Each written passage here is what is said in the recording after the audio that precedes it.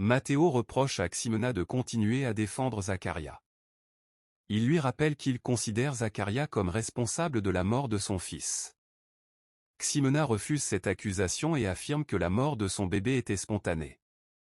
Elle reconnaît que certains événements ont pu affecter son état émotionnel, mais insiste sur le fait qu'il ne s'agit pas d'un meurtre. Matteo, agacé, lui répond qu'elle trouvera toujours des excuses à Zaccaria et quitte la conversation en se disant déçue. Peu après, Etana envoie un message à Zaccaria pour le prévenir que Bruno et Matteo ont essayé de le faire renvoyer. Chez Larissa, celle-ci annonce à Luciano qu'un journaliste lui a proposé une interview et qu'elle a accepté. Elle explique qu'elle veut laver sa réputation et convaincre la famille de Luciano de son innocence. Luciano s'inquiète des critiques et des jugements qu'elle pourrait subir, mais Larissa répond qu'elle a déjà tout perdu et qu'elle n'a plus rien à craindre. Elle lui demande son soutien. Luciano accepte et lui propose de l'aider à préparer sa déclaration. Dans le jardin, Etana apporte un thé à Lomélie à la place de Clémentina, occupée ailleurs. Lomélie la remercie et lui dit qu'il pense prolonger son séjour de quelques jours. Etana profite de la conversation pour lui demander pourquoi il avait cessé de venir au ranch pendant de nombreuses années. Lomélie répond qu'à l'époque, lui et d'autres jeunes faisaient des bêtises qui avaient inquiété sa tante. Ensuite, la vie l'a entraîné ailleurs et il est venu de moins en moins souvent. Pendant ce temps, Rolando retrouve Belinda. Il lui dit qu'elle est magnifique et lui demande sa réponse. Belinda accepte sa proposition. Rolando, surpris et heureux, lui demande si c'est vraiment un oui. Belinda confirme avec enthousiasme. Plus tard, dans le jardin, Etana continue de discuter avec Lomélie.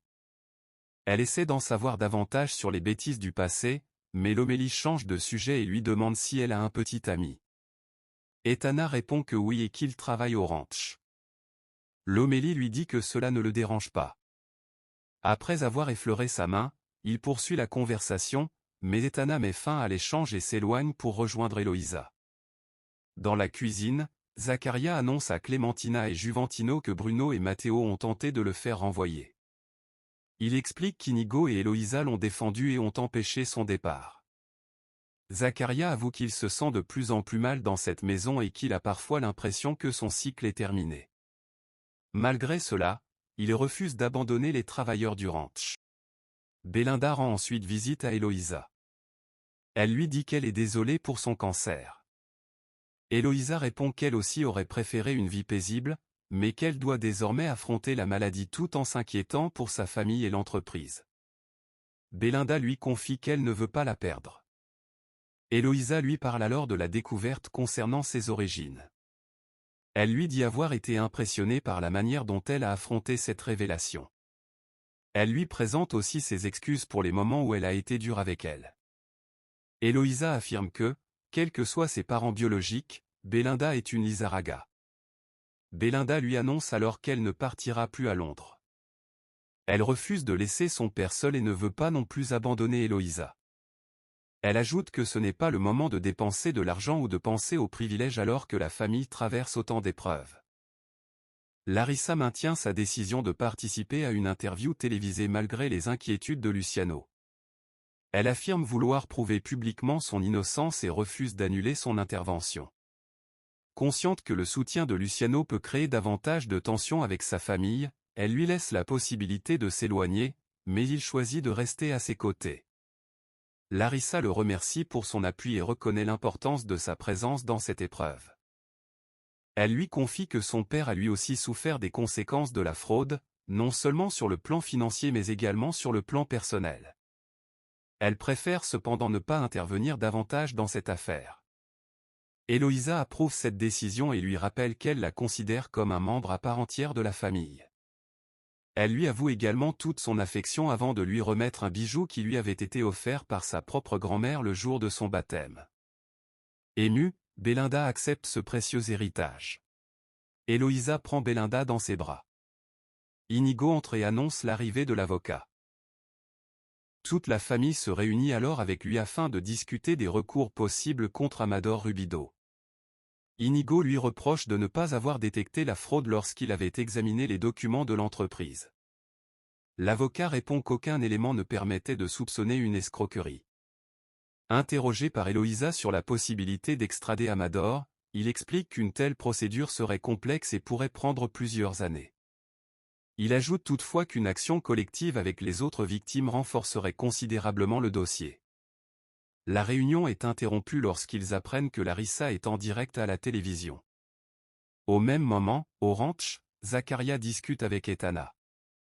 Il lui confie qu'il ne se voit plus travailler longtemps dans ces conditions et qu'il pense que les tensions avec Inigo finiront par provoquer un affrontement.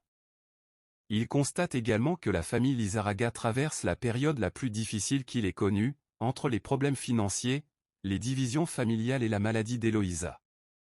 Etana lui répond que la famille doit encore faire face à la bataille judiciaire qui l'attend. Zakaria lui assure qu'une fois cette situation terminée, ils partiront ensemble. Pendant l'interview, Larissa affirme n'avoir jamais participé à la fraude commise par Amador Rubido. Le journaliste lui rappelle alors que certaines informations indiquent qu'elle devait quitter le pays avec son père et qu'une réservation de voyage avait même été effectuée à son nom. Larissa affirme qu'elle ignorait totalement l'existence de cette réservation. Elle soutient que sa présence sur place prouve justement qu'elle n'avait pas l'intention de fuir et qu'elle est prête à affronter la justice. Elle poursuit en déclarant qu'elle était prête à dénoncer son propre père lorsqu'elle a découvert ce qu'il avait fait. Elle révèle également qu'il l'aurait frappé, expliquant qu'il lui a fallu du temps pour accepter cette réalité. Devant l'écran, Eloïsa refuse de croire à son témoignage et affirme qu'il est évident que Larissa reste liée à son père. L'entretien prend un tournant plus délicat lorsque le journaliste révèle qu'une secrétaire de l'entreprise doit prochainement témoigner devant les autorités. Selon cet employé, Larissa connaissait les mouvements financiers de l'entreprise et aurait participé à la fraude. Elle affirme même disposer de preuves. Pris de court par cette accusation, Larissa tente de répondre, mais Luciano intervient aussitôt pour la soutenir et calmer la situation. Cette apparition de Luciano aux côtés de Larissa provoque l'indignation d'Eloïsa, qui ne comprend pas pourquoi son fils continue à défendre publiquement celle qu'elle considère comme responsable. L'avocat tente alors de la rassurer en expliquant que chaque déclaration de Larissa pourra être utilisée ultérieurement devant les tribunaux. Inigo profite de la situation pour proposer une stratégie différente. Selon lui, Larissa est en train d'influencer l'opinion publique sans opposition. Il estime que la famille doit réagir et raconter sa propre version des faits. Malgré les réserves d'Eloïsa et de l'avocat, il annonce son intention d'accorder lui aussi une interview. Il explique que l'objectif est de montrer que les Lizarraga ont été trompés, que les chiffres de l'entreprise ont été falsifiés par Amador Rubido et que la famille est elle aussi victime de cette fraude. Eloïsa finit par lui donner son accord à condition que cela serve les intérêts de la famille. L'interview se poursuit ensuite. Interrogée sur les démarches judiciaires à venir, Larissa annonce qu'elle déposera une plainte contre Amador Rubido pour vol. Elle affirme également vouloir présenter des excuses publiques à toutes les personnes affectées pour ne pas avoir découvert plus tôt les agissements de son père, ajoutant qu'un véritable père ne détruirait jamais la vie de sa propre fille. Enfin, le journaliste se tourne vers Luciano et rappelle qu'il représente l'une des familles les plus touchées par la fraude.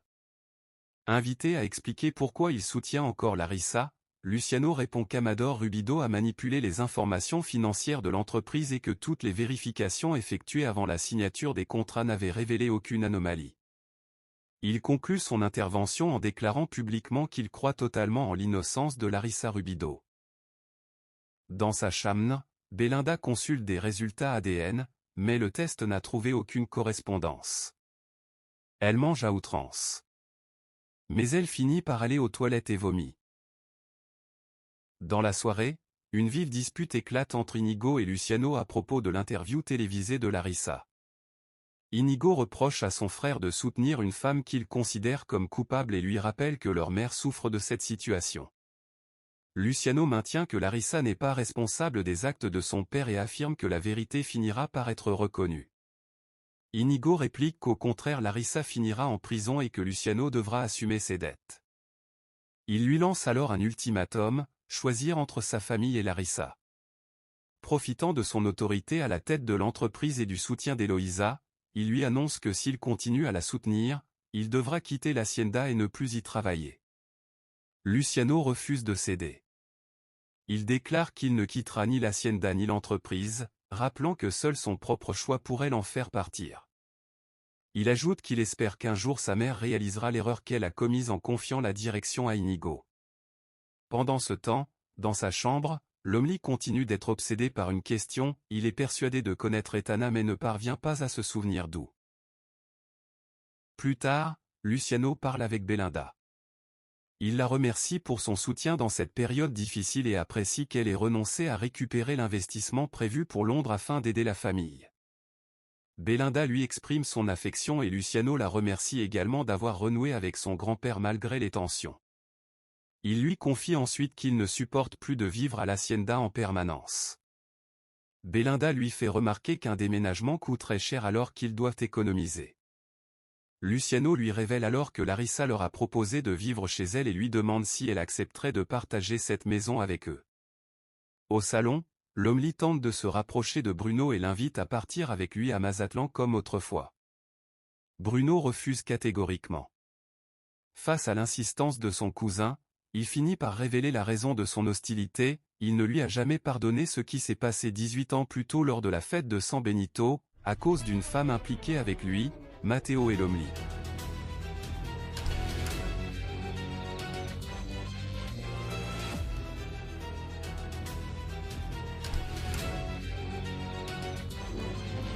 Malgré les tentatives de ce dernier pour éviter le sujet, Bruno affirme qu'il n'a jamais réussi à oublier cet événement.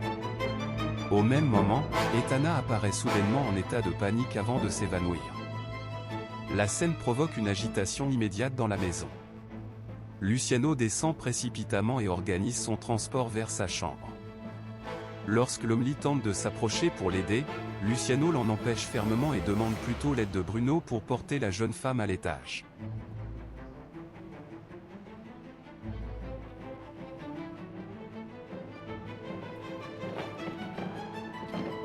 Parallèlement, Inigo se rend chez Nuria. Celle-ci lui reproche d'arriver sans prévenir et exige désormais des horaires de visite précis. Inigo tente d'éviter une dispute et affirme qu'il est venu pour la voir, elle, et non leur fille. Nuria l'accuse alors de continuer à mener une vie de distraction et lui rappelle que son frère l'a aperçue dans un restaurant de Mazatlan. Inigo explique qu'il s'y trouvait avec son cousin Lomeli pour boire une bière et essayer de se changer les idées. Nuria ne comprend pas pourquoi il avait besoin de quitter l'hacienda pour cela. Acculé, Inigo finit par lui révéler l'ampleur de ce qu'il traverse, en plus des conséquences du scandale financier, sa famille fait face à une crise encore plus grave, car Eloïsa est atteinte d'une tumeur au cerveau et se trouve dans un état très préoccupant. Après son évanouissement, Etana reprend connaissance dans sa chambre. Luciano, Bruno et les autres s'inquiètent pour elle et proposent d'appeler un médecin, mais la jeune femme refuse. Elle explique qu'elle n'a presque rien mangé de la journée et attribue son malaise à une baisse de sucre ou de tension. Luciano insiste pour qu'elle se repose et demande qu'on lui apporte quelque chose à manger. Bruno part prévenir Michaela afin qu'elle s'occupe du reste. Lorsque Lomeli propose de rester auprès d'Etana pendant qu'elle mange, celle-ci refuse immédiatement. Luciano intervient alors pour dire qu'il vaut mieux la laisser tranquille, tandis que Belinda propose de lui tenir compagnie. Avant de partir, Luciano lui recommande de prendre soin d'elle. Au même moment, chez Nuria, Inigo lui parle de l'état de santé d'Eloïsa. Il lui explique que la première phase de chimiothérapie est terminée et que sa mère suit désormais des séances de radiothérapie dans le cadre d'un traitement expérimental dont l'issue reste incertaine. Nuria lui répond qu'il reste de l'espoir tant qu'elle est en vie. Inigo confie que la maladie d'Eloïsa est aggravée par les problèmes du ranch et par leur séparation. Il avoue souffrir de voir sa mère dans cet état alors qu'elle a toujours été une femme forte. Nuria lui demande s'il compte révéler la gravité de la situation à leur fille. Inigo répond qu'elles savent seulement qu'Eloïsa est malade et qu'il ne souhaite pas leur parler du cancer ni du risque qu'elle meure. Épuisé par l'accumulation des problèmes, il affirme vouloir remettre de l'ordre dans sa vie. Lorsque Nuria lui demande s'il parle d'une réconciliation ou d'un divorce serein, Inigo répond qu'il ne veut pas divorcer. Il lui déclare qu'il l'aime encore, reconnaît avoir commis de nombreuses erreurs et lui demande une dernière chance. Dans la chambre d'Etana, Clémentina tente de la réconforter après son malaise. Voyant qu'elle est bouleversée, elle propose d'informer Zacharia, mais Etana refuse catégoriquement. Elle ne veut pas l'inquiéter et préfère lui parler elle-même plus tard. Pendant ce temps, au salon, Lomeli invite Matteo à sortir avec lui. Matteo refuse, expliquant qu'il a d'autres projets. La conversation dérive alors sur Bruno, dont Lomeli remarque l'hostilité.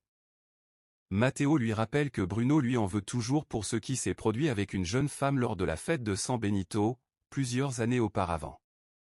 Lomeli reconnaît que l'idée venait de lui.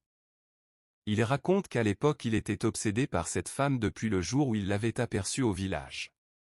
Il l'avait suivie jusqu'à l'hôpital où elle travaillait, puis jusque chez elle, mais elle l'avait toujours rejetée.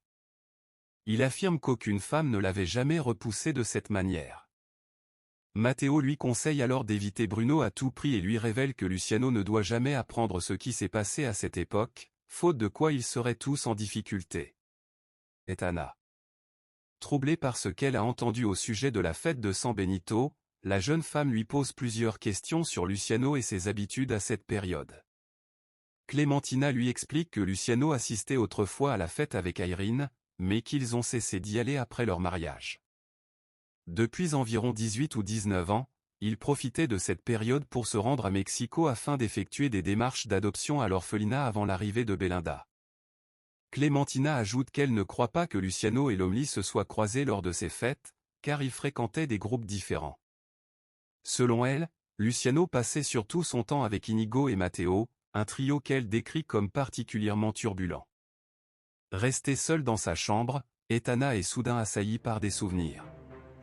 Elle se revoit 18 ans plus tôt sous le nom d'Adriana Rodriguez.